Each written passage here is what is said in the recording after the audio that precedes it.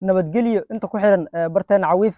aad ayaad u mahadsantihiin dhammaantiinba sidaad noola socotaan sidaad like u dhahdaan sidaad share u dhahdaan sidaad commentiga quruxda badan nooga soo bixisaan aad ayaan idinkaga mahad celinayaa saaxiibayaal maantana waa muuqaal kale muuqaaladiinii aad ka daawan jirteen janalkeena muuqaalkeena maanta wuxuu ku saabsan yahay falaqeen sidaad noogu barateenba waxaa waaye muuqaalo kala duwan halkaas soo gelinaa hadda waxaan noo diyaarsanaa muuqaal kale oo meelo qurux badan aan kasoo duubnay insha allah bidna alkariim hadduu rabbi idmana waa idin soo gaari doonaa maanta haddana waxaan rabnaa inaan idinla wadaagno waxyaabo yar fikraddeenu waxay nagala tahay inaan ku darsano aad ayaad u mahadsantihiin dhammaantiin soo dhowaada intaa nagu cusub ayaan leenahay nagu soo biiro laagna dhaha muuqaalka wixii fikraddiinana sidoo kale nala wadaaga aad ayaad u mahadsantihiin saaxiibayaal muuqaalkeena maanta wuxuu ku saabsan yahay sida ogtihiinba ninka lagu magacaabo jenaraal shibow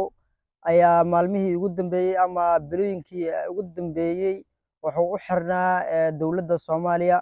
asagoo markaasi ku eedeysnaa in uu qaladaad ama micnaha waxyaabo ka soo horjeedo dowladda sameeyey asagoo weliba xukunaa xabsi iyo weliba waxyaalo kale ku xukunaa safila ku xukunaa ninkaas ayaa mar dhow waxaa soo yeertay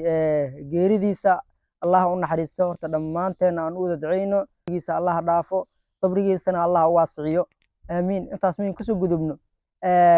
social media horta kullu nafsin daaqiqatul mawt waa ruux kasta uu dhintaa laakiin aad ayaa looga hadal hayaa baraha bulshada sababtaasoo ah ninkan marka horeba in macnaha waxyaabo aan la isku raacsaneyn ama wax si toos u cad aan ahayn in lagu xiray weliba dhanka familkiisa ayaa sheeganaya macnaha in la xaqiray in xaqiraad fara badan loo geystay ninkaasi ayaga weliba ka sheeganaya markii la xirayna ama markii la soo qabanayo dagaalka iyo waxaas qalaacas dhacayeen ayadoo markaas dood fara badan ka taagneed maalmihii ugu dambeysay waa asmusneed laakiin kadib hadda labada habeen oo soo dhaafnay ayaa la soo sheegay xanuun fara badan oo ka yimid kadibna uu dhintay allah u naxariisto waxaa lagu duugay maanta aan dhahe waxaa lagu duugay magaalada muqdisho qaybaha weliba asgarta qubraha asgarta ayaa lagu duugay sida la sheegayay marka dooda ka taagan ayaa waxay tahay ninkan marka hore in waxyaabo qalad lagu haystay midda labaad in macnaha daryeel siinin daryeel xumadii iyo rafaadkii macnaha uu kala kulmay iyo ciqaabtii xumeed uu kala kulmay xabsiga ay sababtay inay cudurro xun ku dhacaan weliba dadka qaar waxay sheegayaan inay kansar iyo cagaarshow ku dhacay oo saas darteedna u dhintay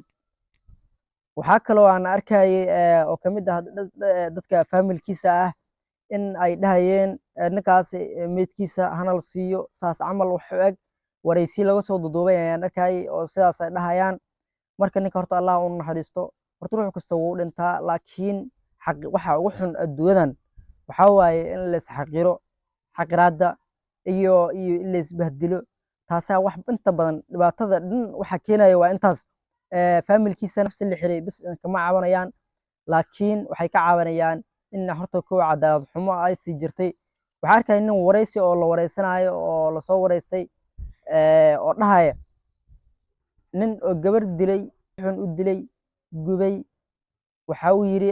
waxaa 20 mar in ka badan maxkamadda la keenay weli wuxuu leeyahay lama xukumin wuu joogaa maxkamad kale la sugayaa laakiin jenaraal shibow waxaa lagu xukumay 24 saac yiri marka taasi waxay muujinaysaa in aan loo raadinin qeyl fiican in aan loo sii dabagelin in macnaha meesha xaqiraad ay ka jirto ayuu muujinayay marka horta waxaan leenahay familkiisa dhammaantood horta qalbiga Allah u qaboojiyo ruux kasta oo dhintaa waana la dhimanayaa nin kastana wuxuu leeyahay ajal u qoran oo saacadna lagu dareynin saacadna aan laga jaraynin oo waxa waaye ajashaas meel ku imaado bisaad nafta laga qaadayo marka qalbiga Allah idin qaboojiyo ninkaasna waa dhintay Allah u naxariisto wuxuu ka dhintay ummadda Soomaaliyeed dhammaanteed waxaa kaloo ku dhintay dowladda Soomaaliya nin kamid ayuu ahaa dambi uu galay dhib ma lahan oo dambi waa la wada galaa kumanaana gasho laakiin waxa waaye asigu ilaahay ku sabab haddana xabsiga ku dhinto weliba adinkoo sheeganaya in macnaha daryeel xumo loo geystay waa laga yaabaa daryeel xumo in loo geystay oo markaasna cudurkaasna daryeel xumada u sababtay waa macquul. Kulley waxa waaye nin kastoo dhinto waxa waaye waxbaa lagu sababaa, nin kasta sabab u yeeshaa. Allah u naxariista ayaan leenahay Jenaraal Shobow, ninkaas aan wada duceyno faamilkiisana inuu Ilaahay oo qalbiga qaboojiyo, ummadda Soomaaliyeedna inuu xaqa waafajiyo. Markii mid loo fiiriyo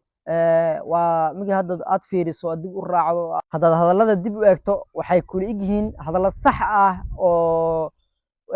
reality ah oo xaqiiq ah. Ninkaasi in loo geystay macnaha in uu xaqiraad ay tahay xukunkiisii iyo weliba duugtiisa iyo dhimashadiisa iyo xanuunkiisii dhammaanteedba inay xaqiraad ahayd oo macnaha wax weyn aan laga soo qaadin waa u eg tahay. Dowladda Soomaaliyana waxaan leenahay xaqa Allah waafajiyo. Laakiin aniga markii fikirkeyga aan ka hadlo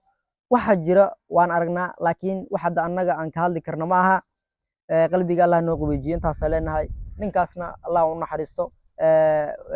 faamilkii ka baxayna Allah waxaan leenahay ayagana qalbiga Allah u qaboojiyo. Muuqaalkeenana maanta intaas ayuu ku ogyahay inaan idinla wadaagno intaas yarta waxay fikradeen ay nala ahayd iyo ninkaas inaan u duceyno. Muuqaalka haddii la soo gaarto ilaa dhamaadka aad ayaad u mahadsantahay.